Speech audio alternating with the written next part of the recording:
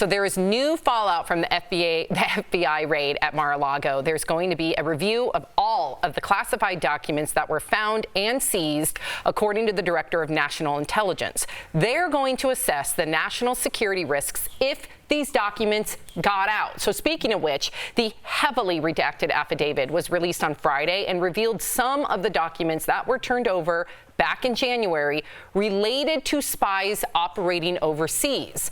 Meantime, Senator Lindsey Graham, you may have seen this, he warned that there would be, quote unquote, riots in the streets if Trump gets indicted over all of this. So we always want to hear from you.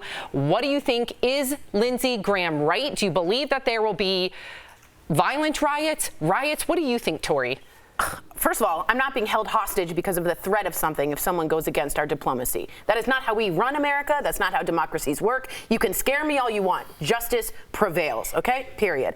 Second of all, what's odd to me is that we've never had a president or former president be maybe indicted, right? That's an enormously big deal. Trump has asked for what they call a special master, which I first thought was a wizard, and he made up. It is not.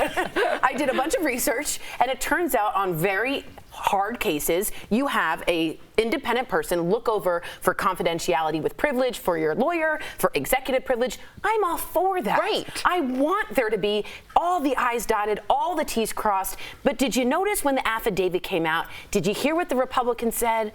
Very little. The anger against the raid has died down. There seems to have been probable cause. It seems like those fighting against it have quieted down. So let's let it go through. Let's have a special master or whatever that is and see where we are. But we do not indict people because there might be responses in the streets. That's not how America works. I hate that, again, we talked about, united America versus the divided American states. I hate that it has to come down to political loyalty. I don't care if it's Biden or Trump or Bernie Sanders or Ted Cruz. I don't care. If somebody is corrupt, and I'm sure most of them are, but I want the corruption to be weeded out. Totally. Like, let it be us American people versus the corrupt politicians, and let's weed all of them out. I'm just surprised that we're here because it's like, first of all, I thought this was a party of law and order. I don't know where that, because now you're threatening that there's going to be violence if law is carried out. So that's interesting. And it's also, I guess, interesting to me, Erica, that they don't care about these top secret documents, but clearly these top secret documents let people know where our submarines are. Our spies. Let people know where our spies are. Yes. Let people know where our troops are stationed. Let people know what our nuclear capabilities are. So if you're pro-military, can you also be anti this? Because what if your son is on one of those subs, right, on a piece of paper that was apparently in a closet in a day bedroom? That's where you check your party and you think about us and our national security. Right. Erica, I really want to get your opinion on this. Actress Sweeney is calling out critics. That's after she got slammed for a surprise party she threw for her mom. So Sydney posted pictures of her mom's 60th birthday, saying, "No better way to celebrate my mama than a surprise hoedown." It included a man wearing a blue line t-shirt. Her brother posted more photos showing partygoers wearing red MAGA-style hats, which he clarified read, "Make 60 great again." Well, lots of people came for Sydney online, and now she's clarifying, tweeting, "An innocent celebration for my mom's milestone has turned into an absurd political statement, which was not the intention. Please stop making assumptions." Erica, do you think that people should have made those assumptions, or do you understand why people did? I think anytime you put things out on social media, whether they're in context or not, people are going to have a very aesthetic response to a very aesthetic picture. If you are someone who's in the public eye and you rely on the grace or the judgment or whatever of the public, then by putting something like this that aesthetically, it looks polarizing. I'm just going to be quite honest. I was invited to a party last year, I think, and because of the theme, I was like, see y'all later. Like, I'm not going to.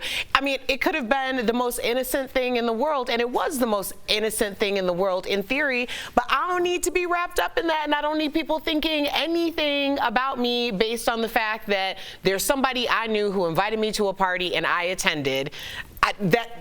I think like that, and I think a lot of us need to think like that. But if you think like that, and we think like that, then does that mean the end of posting anything personal on social media because it can be interpreted a certain kind of way. I agree with you, but I would fight back a little bit. That red hat is not just personal. That is a swoosh meaning Nike. That red hat means a lot. That's a statement. Whether it was in satire or not, you're going to rile up the people probably on both sides in the wrong way. It seems like she offended both sides. Yeah, she didn't do, yeah, exactly. So that red hat to me is a symbol, and it will stay a symbol for the rest of history of what that party represents. Good people on both sides in Charlottesville. That's what I see when I see a red MAGA hat. But I see the play on words. I used to see those hats and it said "Make America Ferrara Again," like the actress, which I thought was funny and cute and clever. I understand what those hats do, but does that mean that like there can now no longer be parody or comedy along with that? Are red hats done? I think the blue, what I saw when I read the comments is a lot of people were upset about the blue line. You have to remember, you know, if your dad is a cop and you see someone in their eyes making fun of protecting police lives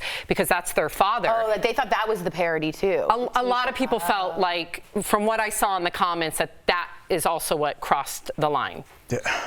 I guess. I mean, I guess we just need to have more bland things on social media. Social media is not my jam anyway, and it's for reasons like this. I found myself, and it's weird, I was thinking about this weekend, I stopped posting joy on social and like fun things I think might be funny. Why? Because I'm so worried that everything's going to be taken out of context.